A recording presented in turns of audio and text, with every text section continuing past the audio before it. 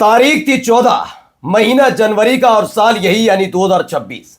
रात को ईरान पर बड़े हमले के लिए एयरक्राफ्ट निकल चुके थे। ये एयरक्राफ्ट कहीं और से नहीं बल्कि कतर के उसी मिलिट्री बेस से निकले थे जिसे ईरान ने अमेरिका के हमले के बाद दहलाया था। एक दो नहीं, भारी तादाद में एयरक्राफ्ट निकले थे। इन जेट्स ने को सीधा आदेश दिया था कि ईरान में तबाही मचानी है।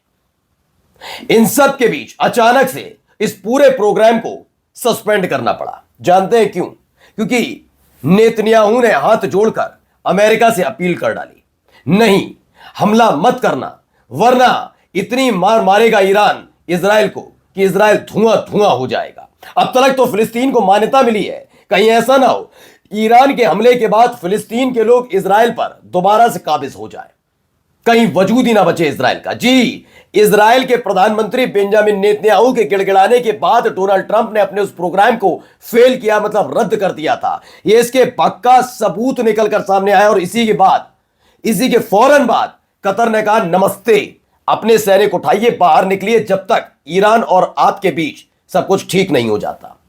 इसके अलावा भी कई और महत्वपूर्ण खबरें आपको दिखाने जा रहा हूं, दिखाऊंगा।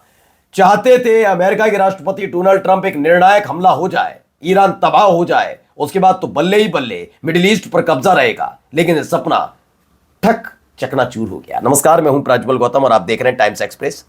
सबसे पहले यह खबर देखिए, यह एक लॉग शीट है। इस लॉग शीट को समझाने का मैं प्रयास करूंगा आपको।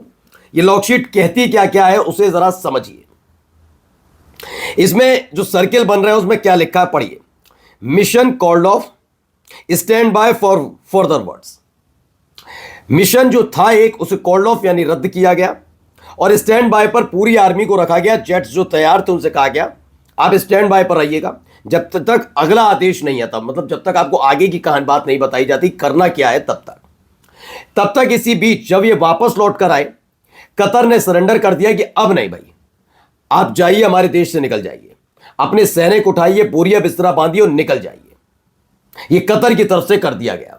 वजह क्या है कि पिछली बार भी जब ईरान और इजराइल के बीच संघर्ष हुआ और ईरान पर अपना दबदबा बनाए रखने के लिए और इजराइल के अंदर अपनी साख बनाए रखने के लिए डोनाल्ड ट्रंप ने ईरान की न्यूक्लियर फैसिलिटी पर हमला किया था।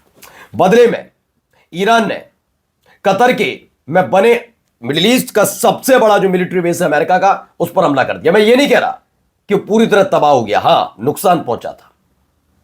कतर जानता है कि दोबारा ऐसा हमला हुआ तो हालत खराब होगी, क्योंकि पहले ही ईरान कह चुका है कि चाहे वो हमारा कतर हो, चाहे तुर्की हो, चाहे सऊदी अरब हो, सारे मेरे दोस्त हैं। लेकिन हां, दोस्ती अपनी जगह, अगर अमेरिका ने ईरान पर हमला किया तो हम अपने दोस्तों के यहां बने हुए अमेरिका के मिलिट्री बेस को नहीं बख्शेंगे। और फिर यह मत कहना कि हमारे देश पर आपने हमला किया। आपके देश पर हमला नहीं है, यह हमारे उस शत्रु पर हमला है, दुश्मन पर हमला है जो हमारे देश पर कब्जा करना चाहता है। इसके बाद कतर ने मना कर दिया। दरअसल इसको लेकर खबर क्या है पहले पढ़िए। 14 जनवरी 2026 कतर अल उदैद अमेरिकन बेस के लॉग रिकॉर्ड्स हैं।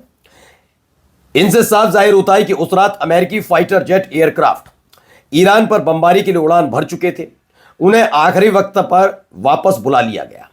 वापस इसलिए बुलाया गया क्योंकि ट्रंप से नेतन्याहू और अरब मुल्कों ने, डोनाल्ड ट्रंप से कहा नेतन्याहू ने स्पेशली और अरब मुल्कों ने, कि दोनों ने कहा कि ईरान की जवाबी कार्रवाई को इस वक्त वो झेल नहीं सकते।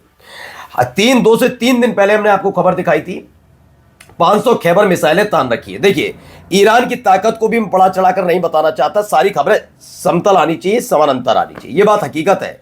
अगर आमने सामने की लड़ाई अभी हो जाए ईरान और अमेरिका की, तो अमेरिका भारी पड़ेगा। यह बात सच है, यह बात बिल्कुल सच है।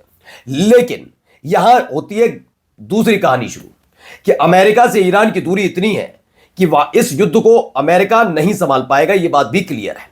उसे जरूरत पड़ेगी अपने मिडिल ईस्ट के साथियों की, और मिडिल ईस्ट के साथी किसी भी कीमत पर नहीं चाहेंगे कि अमेरिका की वजह से उनके पड़ोसी देश जो मिडिल ईस्ट का सबसे मजबूत देश है ईरान, खासकर हथियारों के मामले में, उससे पंगा हो।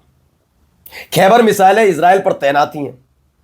वो जानता है कि अगर 500 खैबर मिसाइलें गिरी तो पूरा इजराइल ना सही, लेकिन इजराइल का एक बड़ा हिस्सा बर्बाद हो जाएगा। इसीलिए दावा किया गया कि भैया मत करिए किसी भी तरह का युद्ध, किसी तरह का हमला। और ये मैं नहीं कह रहा, देखिए यहां क्या खबर निकल कर आई। नेतन्याहू आज president Trump not to attack Iran, fearing an Iranian response.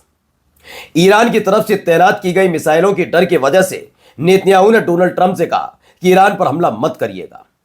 यह खौफ आज भी बरकरार है, क्योंकि हमने तब भी दिखाया कि 12 दिन के संघर्ष में शुरुआत में इजराइल अपने आप को अमेरिका की मदद से सबसे ताकतवर बता रहा था।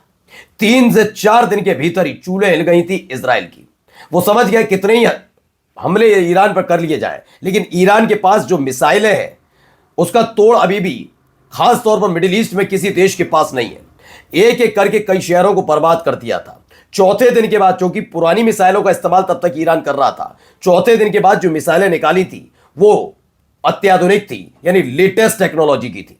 हकीकत में क्या हुआ, इजराइल के कई शहर बर्बाद हो गए। वही कहानी है कि डोनाल्ड ट्रंप से कह दिया, भैया आपके चक्कर में अब नहीं, हमारे देश का वैसे ही नुकसान है, मेरा इस्तीफा मांगने के लिए तैयार बैठे हैं, हजारों की भीड़ लगातार तैनात खड़ी हो जाती है, मैं बड़ा परेशान हूं, अपने ही देश में मुझे इतना धिक्कारा जा रहा है, थू हो रही है, अब किसी भी तरह का युद्ध मैं नहीं झेल पाऊंगा। क्लियर कर दिया। इसकी खबर देखिए, बाकायदा लिखी भी है द न्यूयॉर्क टाइम्स। ये कोई ईरानी अखबार नहीं है, अमेरिकन अखबार है। उसने बताया, Israel and Arab nation asked Trump to refrain from attacking Iran. Prime minister Benjamin Netanyahu of Israel asked the president to postpone any planned attack. Israeli and Arab officials fear Iran could retaliate by striking their countries. जिसका ऐलान पहले ही कर दिया, ऐसा नहीं कि चुप्पी चुप्पे कर रहा, नहीं। इजराइल को लेकर तो उसने स्पष्ट कर दिया कि हमने मिसाइलें तैनात हैं। बस अपने अरब देशों से कह दिया है, सऊदी अरब, तमाम लोग हैं, जॉर्डन, कतर, बहरीन, सबसे कह दिया, देखो भाई आपके यहां बना हुआ है मिलिट्री बेस, उसे खाली कराओ, हटवा दो, फिर हमारा आपसे कोई लेना देना नहीं, मैं आपके बारे में सोचूंगा भी नहीं। लेकिन यह क्लियर है कि अगर अमेरिका ने हमला किया और मिलिट्री बेस मिला तो मैं वहीं पर हमला करूंगा, टारगेट वहीं होगा। इसलिए अरब देशों ने पहले तो मना किया कि हम किसी भी तरह का युद्ध नहीं चाहते। दूसरा, इजराइल कांप रहा है। अब आइए अगली खबर पर। इसमें बताया गया, Trump was told attack on Iran wouldn't guarantee collapse of regime. दरअसल सबको पता है कि रिजीम चेंज नाम से पूरा एक ऑपरेशन तैयार किया गया था, जिसमें दंगाई भेजे गए थे। अमेरिका चाहता था जब ये दंगा चल रहा है उसी समय अमेरिका की तरफ से ईरान पर हमला हो, वो इंटरनल भी उलझे रहे और बाहर से हमला होगा तो संभाल नहीं पाएंगे और रेजिम चेंज हो जाएगा, यानी ईरान बर्बाद तो नहीं होगा, खत्म तो नहीं होगा, लेकिन जो मौजूदा सरकार है उसके नेता, राष्ट्रपति खामेनेई साहब सब देश छोड़कर भाग जाएंगे। फिर अब भेज देंगे हम अपना किसी प्यादे को, और अमेरिका जैसे वेनेजुएला के कार्यवाहक राष्ट्रपति बन गए वैसे ही हो सकता है यहां के भी कार्यवाहक राष्ट्रपति बन जाए डोनाल्ड ट्रंप। ये सोचा था, लेकिन उनके जो सलाहकार है उन्होंने कहा जो आप सोच रहे हैं वो सुनने में तो अच्छा लग रहा है, लेकिन ये पूरी गारंटी नहीं है कि वह रिजीम चेंज हो पाएगा। देखिए लिखा भी है, डोनाल्ड ट्रंप को सलाह दी गई कि ईरान पर बड़ा अमेरिकी सैन्य हमला शासन को गिराने की संभावना कम रखता है और इससे व्यापक युद्ध भड़क सकता है। इसी वजह से ट्रंप फिलहाल ये देखने का इंतजार कर रहे हैं कि तेहरान विरोध प्रदर्शनों से कैसे निपटता है, उसके बाद ही फैसला लिया जाएगा। अधिकारियों के मुताबिक बड़े हमले के लिए क्षेत्र में अतिरिक्त अमेरिकी सेनाओं की तैनाती करनी होगी ताकि अमेरिकी सैनिक और इजराइल जैसे सहयोगियों की सुरक्षा हो सके। वहीं छोटे हमले प्रतीकात्मक रूप से प्रदर्शनकारियों को संदेश दे सकते हैं, लेकिन दमन की नीति नहीं बदलेंगे।